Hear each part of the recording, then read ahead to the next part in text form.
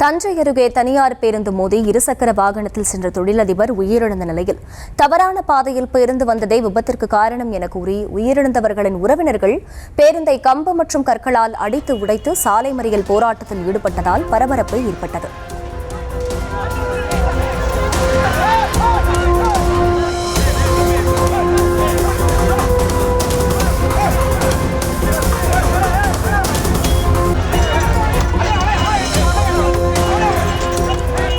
விவரங்களை செய்தியாளர் ராஜ்குமார் வழங்க கேட்கலாம். ராஜ்குமார் வணக்கம். இந்த சம்பவம் குறித்த முழு விவரங்கள். வணக்கம். அதாவது தஞ்சை அருகே தனியார் பேருந்து இருசக்கர வாகனத்தில் வந்த தொழிலதிபர் மீது மோதியதில் சம்பவ இடத்திலே அவர் உயிரிழந்தார்.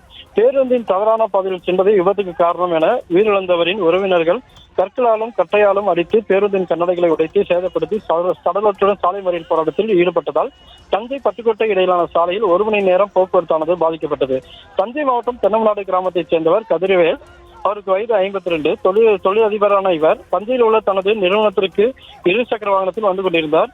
அதே நேரத்தில் தஞ்சையிலிருந்து பட்டுக்கோட்டை நோக்கி சென்ற MS மணியம் என்ற தனியார் பேருந்து மன்னார்குடி பட்டுக்கோட்டை பிரிவுச்சாலை அருகே தவறான பாதையில் சென்று சரியான பாதையில் இருசக்கர வாகனத்தில் வந்து கொண்டிருந்த கதிர்வேல் மீது மோதியது.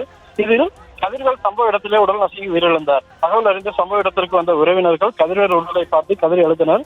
கோபம் அடைந்து கதிர்வேல் உறவினர்கள் பேருந்தின் கண்ணாடிகளை கட்டைகள் மற்றும் கற்களால் அடித்து உடைத்தனர். மேலும் பேருந்து எடுக்க விடாமல் சடலத்துடன் மறியலில் ஈடுபட்டதால் பட்டுக்கோட்டை சாலையில் 1 கிலோமீட்டர் தொலைவிற்கு வாகனங்கள் அணிவகுத்து நின்றன. இதன் காரணமாக சுமார் 1 மணி நேரம் அந்த சாலையில் போக்குவரத்தானது பாதிக்கப்பட்டது.